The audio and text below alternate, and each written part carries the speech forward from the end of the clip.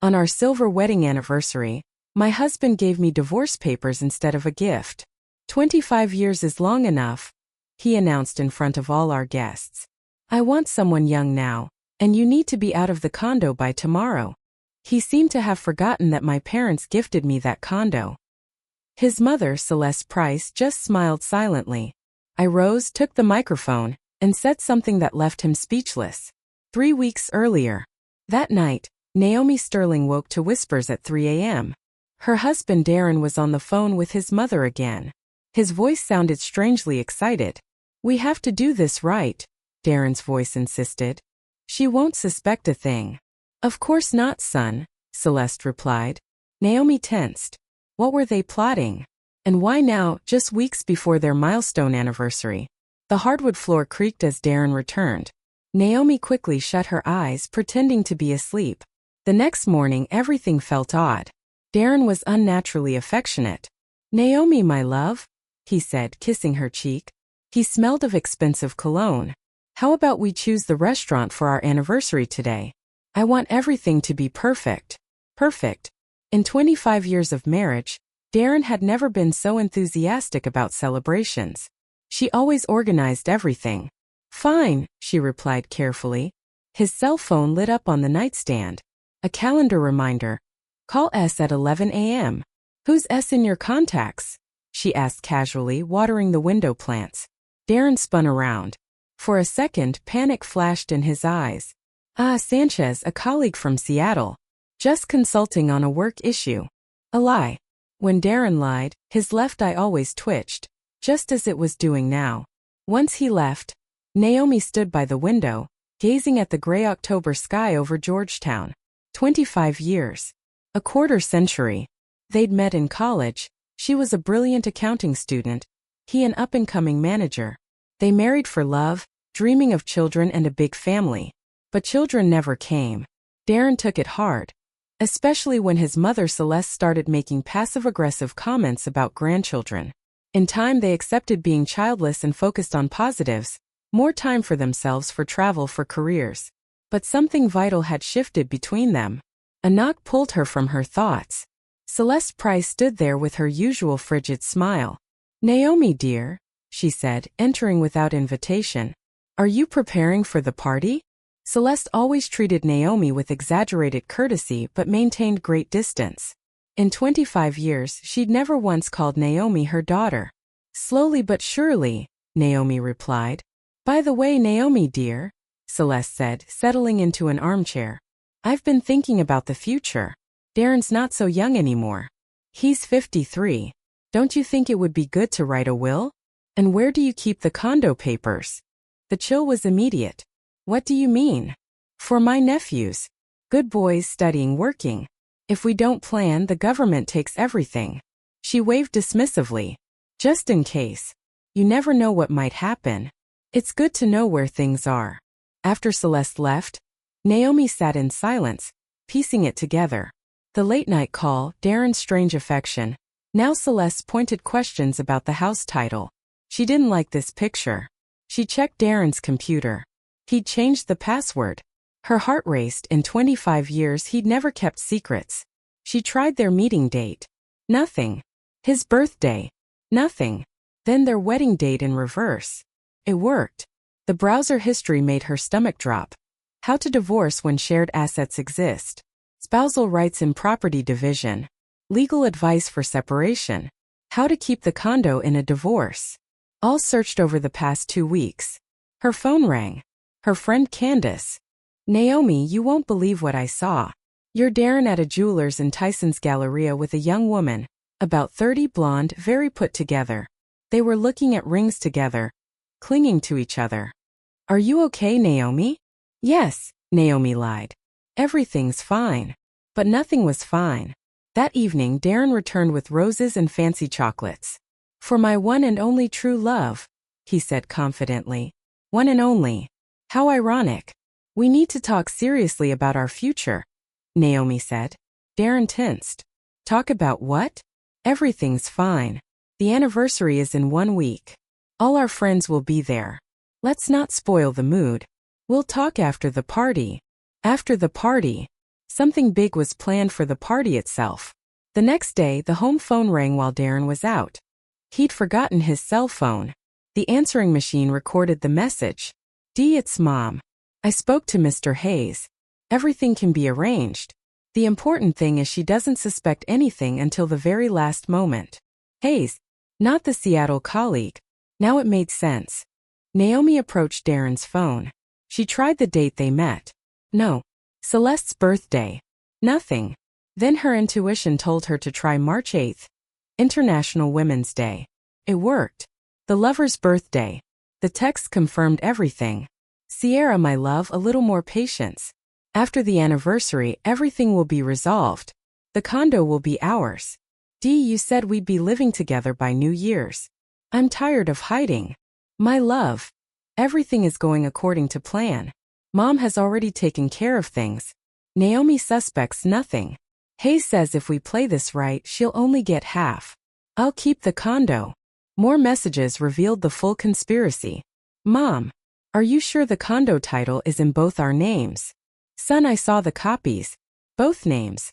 But Hayes says there are ways. The important thing is she signs the waiver. And if she won't sign, she will. After what we're going to do to her at the party, she won't have any other option." Naomi's hands shook. They were planning her life like office paperwork. Darren, his mother, the lawyer Hayes, the mistress Sierra, all tangled in a trap where she was the prey. She copied everything to her phone and called Aisha Cole, her college friend, now a family attorney. "Naomi? Long time. How are you? Can we meet today? I need a consultation." The lawyer's advice. Aisha's office was downtown in a modern high-rise. She listened intently as Naomi explained everything: the calls, messages, Sierra, the scheming. "This is serious, but you're not lost," Aisha said finally. "The good news is you reacted in time. Tell me about the house. We put both names on it in 2005. Equal shares. Are you formally employed?" "Yes. I'm the controller at Alliance Development Group. 15 years. The weekend cabin is also in both names but not worth much. The condo is the main asset. Naomi, they can't do anything if you keep a clear head.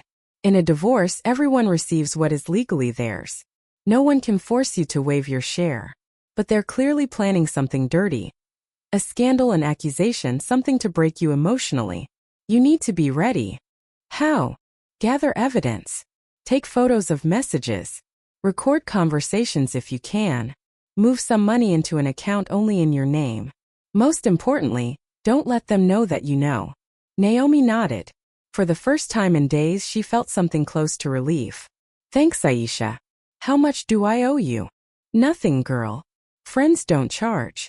Just keep me in the loop. And remember, no matter what happens, you are not alone or defenseless." At home, Naomi reviewed their joint bank account online. In the last month, $30,000 had been withdrawn. Gifts for Sierra, payments to the lawyer who knew what else. All with their shared money. But she had an ace up her sleeve, something they didn't know. A week prior, a letter had arrived from a notary. Her Aunt Josephine in Germany had passed away. She had no children or spouse. She left her entire estate to Naomi, her only niece. A condo in Munich valued at $800,000. A bank account with $570,000. A luxury investment condo in Miami Beach. Total value over $3 million. Naomi hadn't told anyone. She wanted to surprise Darren on their anniversary. But now, that money and property were her salvation. The counterplan. On Monday, Naomi visited Mr. Perry, the real estate lawyer who'd helped them purchase the condo. "Naomi Sterling. How many years?" "Mr. Perry, I need your help. Strictly confidential." His face grew serious. "I'm listening. Do you remember our condo on M Street? You did the title work in 2005. Do you recall who purchased it first? Where did the money come from?" He opened an old file. "Here it is. Unusual case. The money came directly from your parents' account. In the deed of gift, you're listed as sole recipient. Darren was added 2 months later as your husband." Naomi's chest warmed. "So it's formally a premarital asset?" "Formally, yes. Your parents gifted it to you before Darren's name appeared. In case of divorce, that makes all the difference. He could only claim something if he proves he invested in major renovations. Darren never spent a dime on the condo. She'd done everything. Could you give me a confirming document? Come back tomorrow. It will be ready. That afternoon, a courier delivered papers from Germany, the final inheritance documents. She sat reading. She was now wealthy, independent, free. But Darren shouldn't know. Not yet. Her phone rang. Darren, overly cheerful. Naomi, my love, I was thinking, what if we really celebrate our anniversary? Colleagues, friends, everyone. I already reserved the ballroom at the Watergate Hotel for 100 people. 100 people for her public humiliation.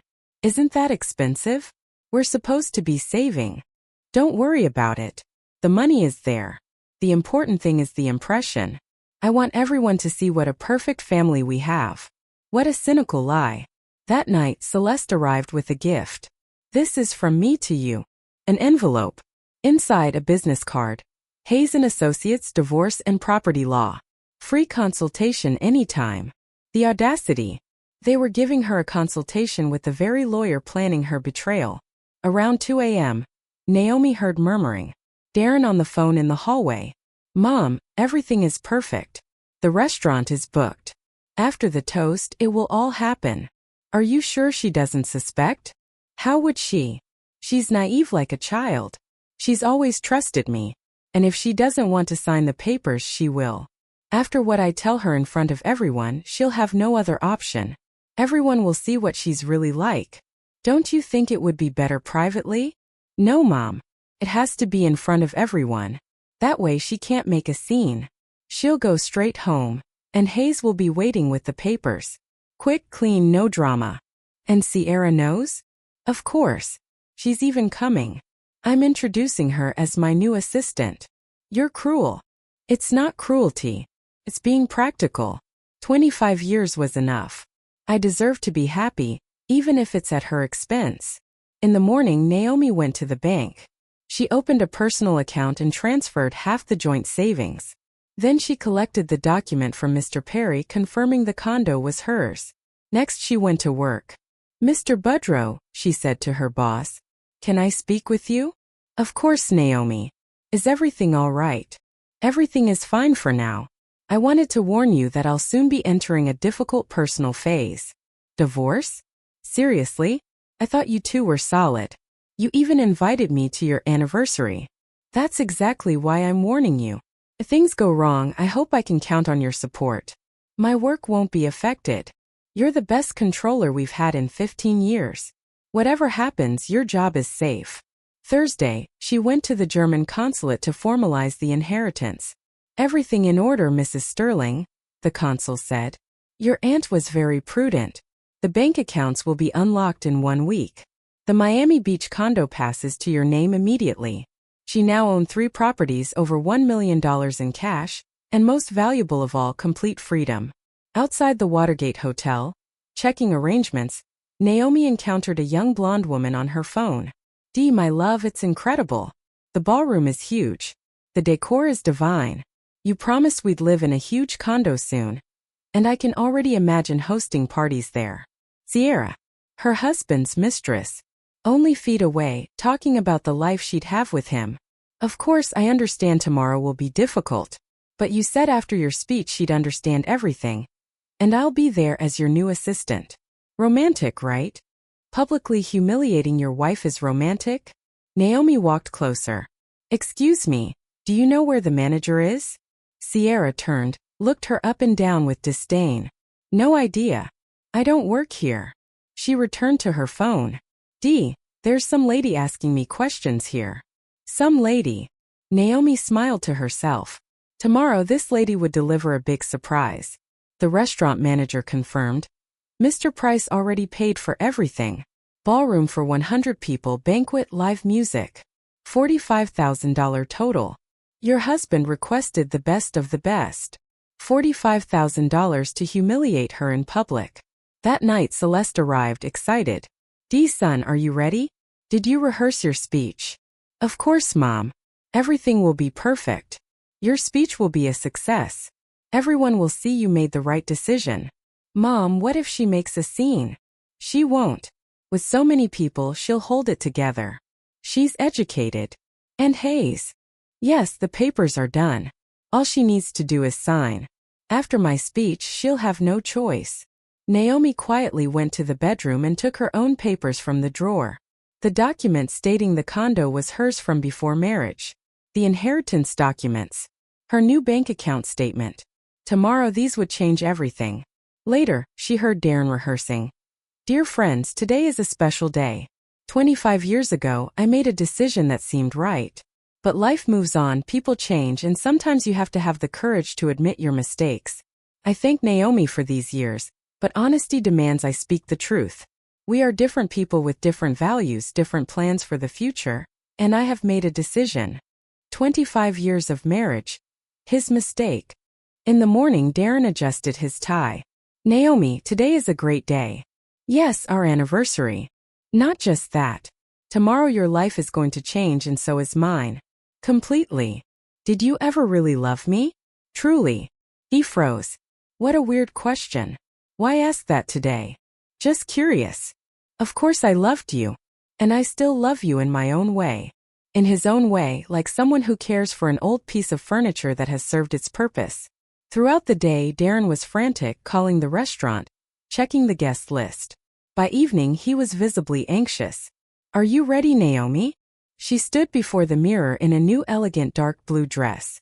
Ready? Then let's go. It's time for the truth to be known. The truth. Naomi grabbed her purse where the documents rested. Yes, it's time for everyone to know the truth. They didn't speak on the drive. 25 years ago, they also rode in silence to the courthouse. But that silence was excitement and love. Today it was the silence before battle. Naomi, Darren said at the hotel, no matter what happens today, I want you to know I wish you the best. Thank you, Dee, she replied with a serene smile. And I wish you receive exactly what you deserve. The confrontation. The ballroom sparkled. 100 guests at round tables with white roses and gold candles. Naomi smiled and accepted congratulations, but inside she was tense. Naomi, you look stunning, said Marina, a coworker. 25 years together. How romantic. Yes. Very unexpected. All of it. In one corner stood Sierra, introduced as Darren's new marketing assistant. Young, pretty expensive dress. She chatted calmly as if nothing were amiss. Darren Price, congratulations, said Mr. Michael Budrow, Darren's CEO. Rarely does one see such solid couples. Thank you. Today is special. I even prepared a very special speech. At a back table sat Mr. Hayes, the lawyer, in case a signature was needed. May I ask for your attention? The master of ceremonies announced. Darren would like to say a few words. Silence fell. Darren stood, took the microphone, smiled broadly.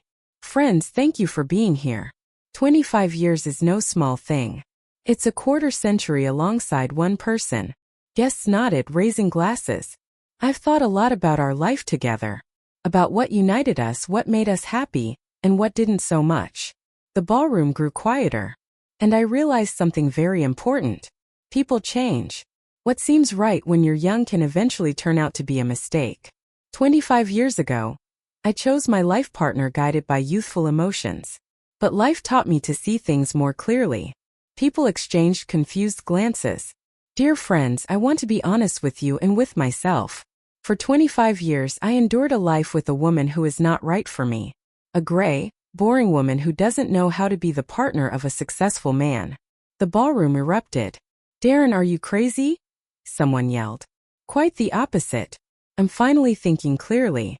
Naomi needs to understand this. Our marriage is over. I'm filing for divorce. Furthermore, I want a fair division of assets. Naomi must leave the condo. It's time for a new life, new relationships. He looked pointedly at Sierra, who smirked victoriously. Is this a joke?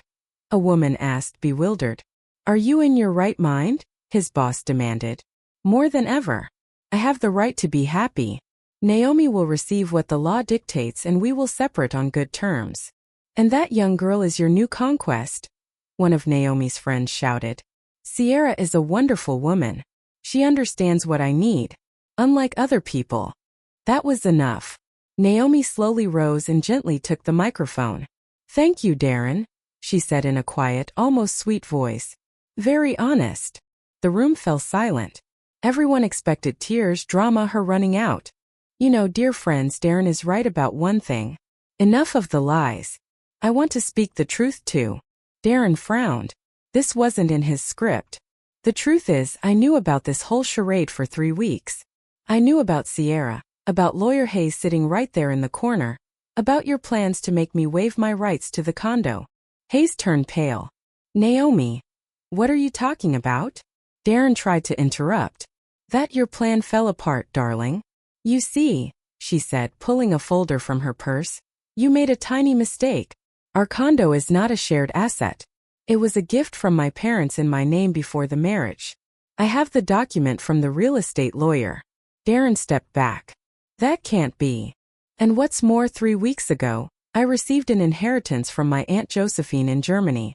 A condo in Munich, another luxury condo in Miami Beach, and over $1 million in cash." The silence was absolute. "So Dee, what property division are you talking about? You'll get half of the cabin and half of your car. Everything else is mine." Sierra turned paper white. "And now the fun part. Do you know how much your successful man spent on this little play to publicly humiliate his wife?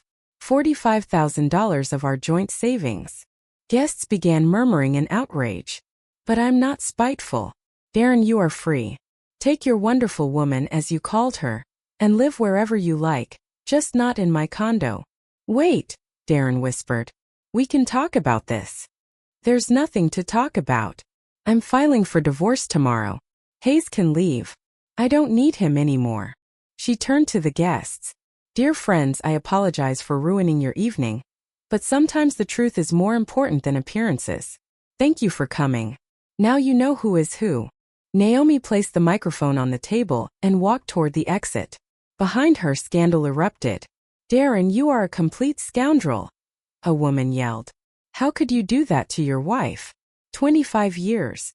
Sierra tried to leave discreetly, but furious guests blocked her. "And what about you, homewrecker? Have you no shame?" Celeste went from table to table trying to explain, but no one listened. Naomi walked out and breathed the cool night air.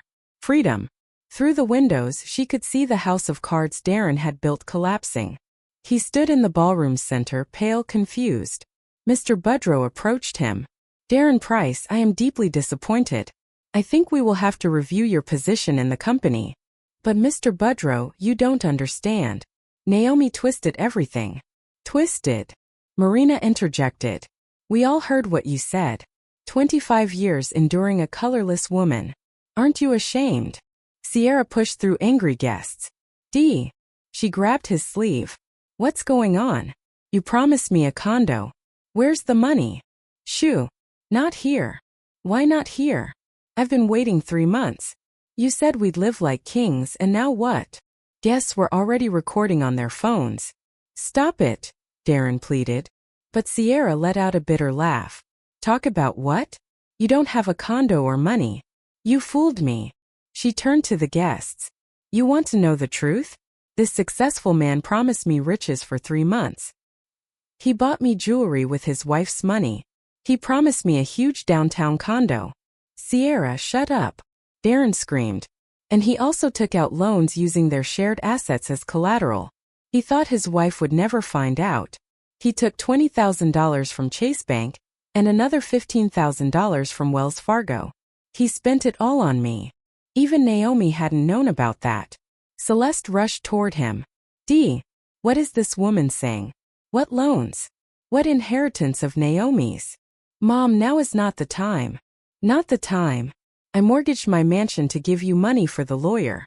How am I going to pay now?" "Wait," a guest intervened. "Did I understand correctly? The 3 of you plan to deceive Naomi." "No 3. 4, Sierra said venomously. "The lawyer Hayes too. He was going to make her sign the waiver." Everyone turned to where Hayes had been sitting, but his chair was empty. The lawyer had bolted. "Snake!" Celeste shrieked, lunging at Sierra. "This is all your fault. You drove my son crazy." "My fault? It was your son who groomed me." He told me his wife was a fool, that he'd manipulate her easily. Men separated them as a fight almost broke out. What a disgrace, a woman said loudly. Mr. Budrow, doesn't Naomi work for you? Yes, and she is the best controller I've had in 15 years, the CEO said firmly. After this circus, the only thing I'm going to do is raise her salary. And this guy should look for another job. With this reputation, he won't get far. Hey, what if we upload this to social media? A young guest said. Let everyone know who this guy Price is. Yes. We have to trend #SilverAnniversaryTrader. No, wait, Darren begged. Don't do it. This is my private life. Private? Sierra laughed. You humiliated your wife in front of 100 people. And now you care about privacy? Slowly, guests began leaving. Each one gave their opinion as they passed. Darren Price, after tonight, don't even say you know me. What a shame for the family. You're trash. You exposed your wife like she was a joke. Half an hour later, only the protagonists remained. Darren, Celeste, Sierra, and a few curious waiters. Now what? Sierra asked. Do you have any money at all, Dee? Where from? I spent it all on the party and your gifts and the loans. I don't know. Maybe I'll sell the car. The car? That won't even cover the debt. And what about me? I left my ex for you. I don't know what to do. Celeste sat with her face in her hands. What am I going to tell Hayes? He charges for every consultation, and I put my house up as collateral. Mom, we'll find a solution. A solution? I'm in my 70s. I'm left homeless because of your foolishness. Sierra stood up. You know what? I'm leaving. You two are utterly useless. Dee, don't ever call me again. She paused at the door. Your wife is one badass woman. It's a shame I only met the real her today. Those are the women who deserve respect. Darren and his mother were left alone amidst half-eaten plates and spilled glasses. Dee, what if it's not too late? What if we ask Naomi for forgiveness? He shook his head. It's too late, Mom. You saw her face. She will never forgive us. Then what are we going to do? I don't know. I swear I don't know. Meanwhile, Naomi was in a taxi watching the city lights. In her purse, she carried titles to 3 properties and a bank statement showing over $1 million. Beautiful night, isn't it? The driver asked. Yes, Naomi smiled. Very beautiful. You could say it changed my life. That's good. Some days just change everything. That's exactly right. Everything changed. 3 months later, Naomi was in court watching the life of the man she'd been married to for 25 years fall apart. Darren looked 10 years older, gray hair, worn face, cheap suit. The judge reviewed documents carefully. Very well. The court decides the following. The condo on M Street in Georgetown is the separate premarital property of Mrs. Naomi Sterling and is not subject to division. Darren's new lawyer, a young public defender, threw up his hands. The cabin property is considered marital property and is divided in half. The same goes for the Lexus ES 300 car. Furthermore, it was proven that Mr. Darren Price concealed significant debts from his spouse. A $20,000 loan at Chase Bank, a $15,000 loan at Wells Fargo, and an $8,000 quick loan. Total debt, $43,000. But those are his personal debts, the lawyer protested. According to Family Code Section 39, debts incurred during marriage are the responsibility of both parties. However, since the money was not used for family welfare but for the petitioner's personal affairs, he shall be solely responsible for repayment. Darren went even paler. This court solemnly decides to dissolve the marriage between Darren Price and Naomi Sterling. The respondent retains the condo and all bank accounts. The petitioner retains half the cabin value and half the car's value. No alimony is assigned as there are no minor children. The gavel strike marked the end of a 25-year marriage. Leaving the courthouse, Naomi felt strange peace, as if a great weight had finally been lifted. Naomi! Wait! Her ex-husband stood on the steps, clutching a folder. What do you want to say? Forgive me. I was a selfish fool. You didn't deserve what I did to you. Darren, I don't hold a grudge. We're just very different people. You wanted an easy life at others' expense. I'm used to fighting for what is mine. Could we see each other sometimes as friends? No. I'm sorry, but no. It's better if we each go our own way. She turned and walked toward her car, a new elegant Audi bought with part of the German inheritance. A month after the divorce, Darren lost his job. The viral video of the anniversary party made his CEO want nothing to do with the scandal. Nobody would hire a man with that reputation. He ended up driving a taxi with his old Toyota Camry, living with his mother in her small one-bedroom apartment on the city's outskirts. Celeste had sold her mansion to pay debts. Sierra married a wealthy restaurant owner 2 months later, posting, "Finally found true love." Naomi moved to Miami Beach, opening a small publishing house specializing in translations of European literature, her lifelong dream. Her company employed 5 talented translators, producing beautiful books in small editions. One evening, her friend Aisha visited. "You look so content. Do you feel avenged?" "You know," Naomi replied thoughtfully, "I don't feel vengeance. I feel relief. That wasn't vengeance. I just defended my rights. The truth always wins, even if it takes time." They drank tea on the balcony, watching Miami's lights shine. "Do you regret those 25 years?" "No. Those 25 years taught me something invaluable. To only rely on myself and to value honesty above everything else." A year later, she received a letter from Darren. "I don't know if you'll read this. I just want to say that I understand. You were the best thing that ever happened to me. I lost you because I was foolish and greedy. I don't ask for forgiveness. I know I don't deserve it. I just want you to know you deserve the best in the world. Be happy." Naomi read the letter and filed it away. No anger, no sadness, just a memory of a past life. That night, she went onto the terrace with coffee. Miami glittered with lights, music played in the distance, and the air smelled of summer flowers. She was free, financially independent, doing what she loved. For the first time in many years, she felt truly happy. In another part of the city, Darren drove his old Toyota, carrying passengers, thinking about how one can lose everything in a single night. Yes, the truth always conquers the lie, even if it sometimes takes a while.